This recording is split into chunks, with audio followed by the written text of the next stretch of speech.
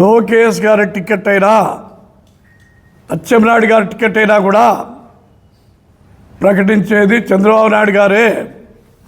అట్లాంటిది నువ్వు చెప్పినట్టు పోర్లిట్ బ్యూరో సమక్షంలో వీరశివారెడ్డి చెప్పినాడు. వీరశివారెడ్డి పొద్దుటూరుకు ప్రవీణ్ కుమార్ రెడ్డి అభ్యర్థిని ప్రకటిస్తా అంటే కమలాపురానికి ఆయనే నేను క్యాండిడేట్ నేను ప్రకటించుకోవచ్చు కదా, ఏమి లేట్ ఎందుకు వల్ల?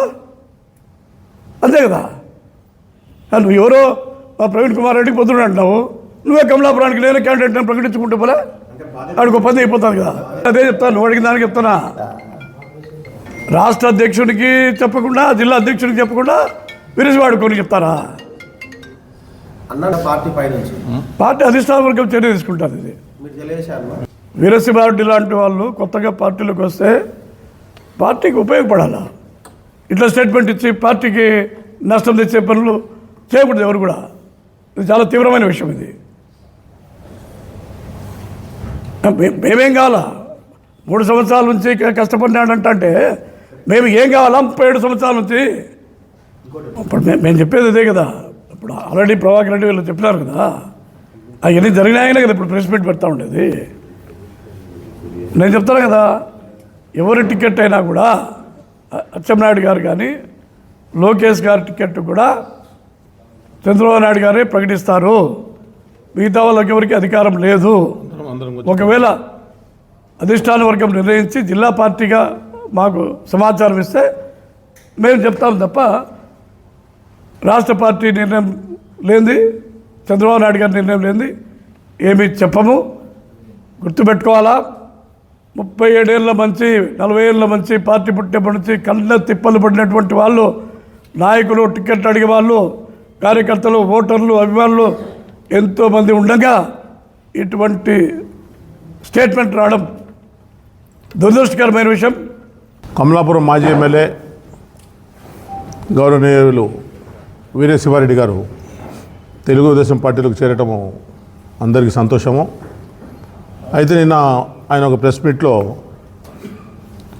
కష్టకాలంలో, తెలుగుదేశం పార్టీ కష్టకాలంలో ప్రవీణ్ కుమార్ రెడ్డి పనిచేసినారు కాబట్టి ఆయనకు టికెట్ ఇచ్చినారు, ఆయన గెలుపు కోసం నేను కృషి చేస్తానని చెప్పటము తెలుగుదేశం పార్టీలో ఉండే సీనియర్ నాయకులకు, వడదాడి గారు అయితేనేమి, లిగాడి గారు అయితేనేమి, ప్రభాకర్ రెడ్డి గారు అయితేనేమి, నేను కూడా చాలా రోజుల నుంచి పార్టీలో పనిచేస్తున్నాను. నేను కూడా తెలుగుదేశం పార్టీ టికెట్ ముస్లిం మైనార్టీల కింద కేటాయించడానికి కూడా నేను కూడా అడగటం జరిగింది. ఎవరికి టికెట్ వచ్చినా అందరం కలిసికట్టుగా చేసుకోవాలా, పొద్దుటూరు సీట్ను కైవసం చేసుకోవాలా, తెలుగుదేశం పార్టీని గెలిపేయాలనే ఆలోచనతో అందరం కూడా పని చేస్తూ ఉన్నాము.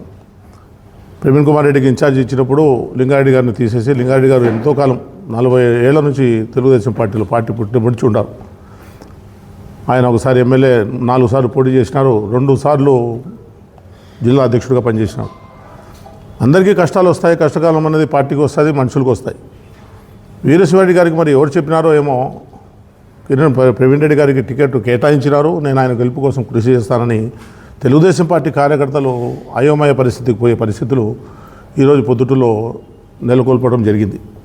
మేమేం చెప్తున్నామంటే, అధిష్టానము ఇంతమంది పెద్ద లీడర్లను, పాత లీడర్లను ఎవరికి చెప్పకుండా టికెట్ కేటాయించుకునేది ఏం జరగలేదు. మేము కూడా పార్టీలో విచారించినాం. పార్టీ టికెట్ ఇచ్చేటప్పుడు అందరినీ కూర్చోబెట్టి మాట్లాడే టికెట్ ఇస్తాము, కేటాయిస్తాము, మీరు అందరూ కలిసికట్టుగా పని చేయండి చెప్తా ఉన్నారు. మేము ఈరోజు ప్రెస్ మీట్ పెట్టడానికి కారణం ఏమంటే, ఈ మాదిరిగా ఎవరికంటే వాళ్ళు టికెట్ మాకే అని ఫ్లెక్సీలు వేసుకోవడము, పాంప్లెట్లు పంచుకోవడము, దీనివల్ల అయోమయ పరిస్థితి వస్తుంది. అంతర్గత విభేదాలు పార్టీలోనే ఏర్పడే పరిస్థితులు ఉన్నాయి.